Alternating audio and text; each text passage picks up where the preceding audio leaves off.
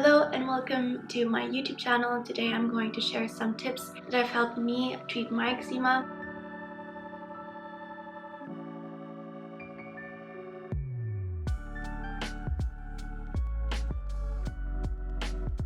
I've had eczema all my life, so for the last 23 years because I was born with it, and during really rough times I even had it 80 to 90% covered all over my body. Of course, I am not a professional, but I hope that these tips can be something that is useful or helpful for you. Tip number 1 is to use lukewarm or cold water, but definitely prevent hot water, because hot water will of course make your skin even more dry and more flaky, which is already naturally the case for people that do have eczema. So lukewarm or cold water, whatever you prefer, to keep as much moisture as possible within your skin. Tip number 2 is to keep your wounds clean. So I was in the hospital once when my skin was pretty much the worst, and they found out that I had an excessive amount of bacteria within my wounds, and that has led to my skin being even more inflamed, more irritated, swollen and red, and that basically made it really difficult for me to heal and to close my wounds. And so always make sure to have your wounds or your skin clean. Of course, you shouldn't be intentional about how much you're showering or how much you're washing your hands, because of course that again makes your skin very dry, but it is definitely very important to keep your wounds and your skin clean.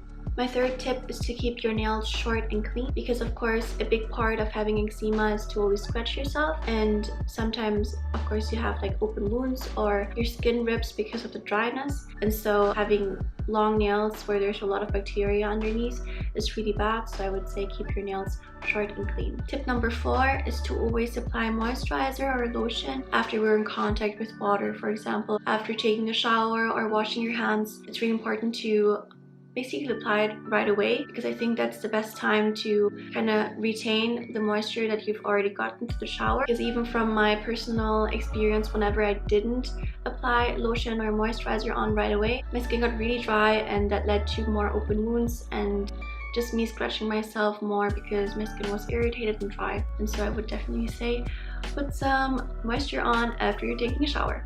Tip number 5 is to prevent stress as much as possible.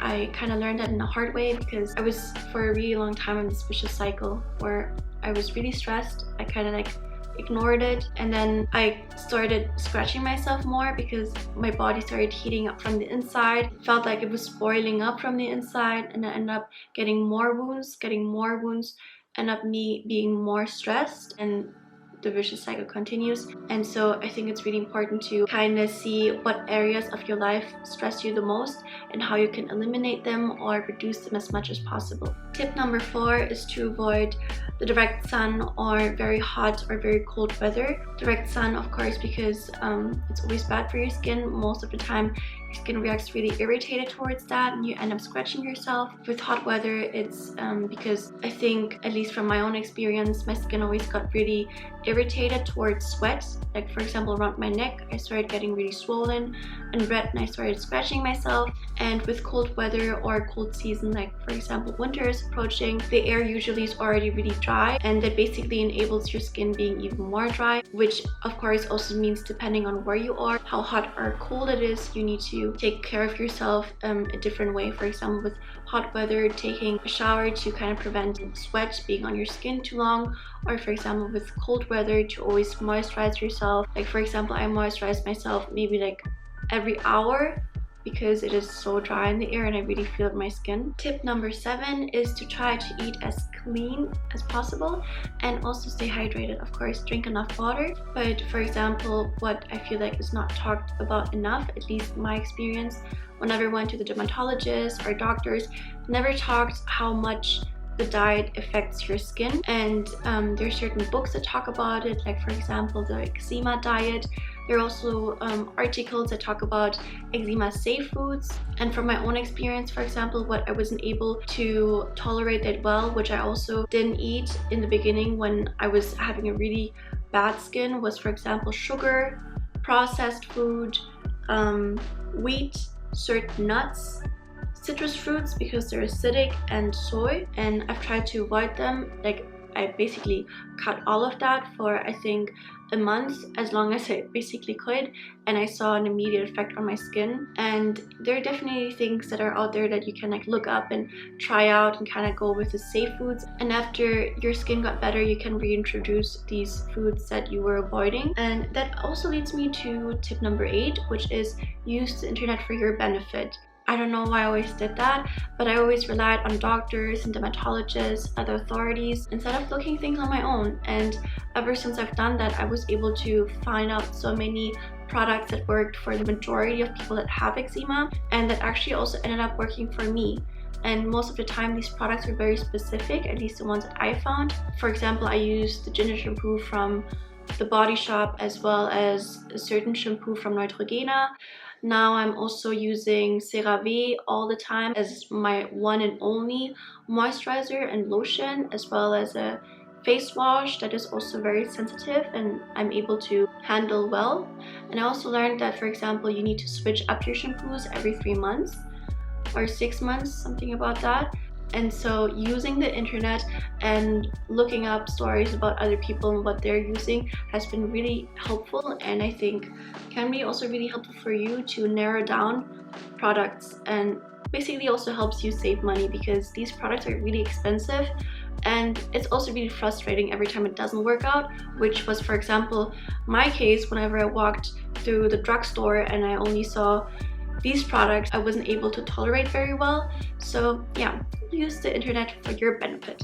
Tip number 9 is to wear light and airy clothes, preferably cotton. I think especially when your skin is really irritated and hurt in the beginning, the safe choice is to always go with cotton. And for example, when it's really hot and it's summer, I always like to use very airy and light clothes because I felt like my skin could breathe. And whenever that was not the case, or for example I was wearing other materials such as polyester and nylon, my skin always reacted really irritated and I started scratching myself and so on and so on. So I think the safe choice is always to go with cotton and generally go for light and airy clothes where you feel like your skin can breathe. My last tip is to stay hopeful. I'm saying this because all my life dermatologists and doctors told me that eczema is something I will have to live with for the rest of my life, and I was always told as something with a very negative connotation to it. And so at some point I had this mindset that I couldn't do anything about it. I was very discouraged, and so obviously it really prevented me from finding things that help for other people and trying to introduce that in my life and lifestyle. And I mean, now I mean my skin is without wounds and I can't be happier. And honestly, the joy and gratitude I get from knowing that I did this myself is also a really big self-esteem boost, because I worked so hard to get there. And I think it just makes certain things so much nicer, because I wasn't able, for example, to open bottles, open doors, touch basically anything. Sometimes I wasn't able to walk, and knowing that you did this yourself because you looked things up, you tried things, you put in your energy and everything, makes you feel really amazing, makes you feel confident, makes you feel really great. So don't let anyone tell you that this is something you will have to suffer for the rest of your life, because it is not true. I really don't believe that at all. And so yeah, I hope that this video was helpful, and thank you so much for watching it. Comment below whatever you want to comment, and I see you very soon. Bye bye.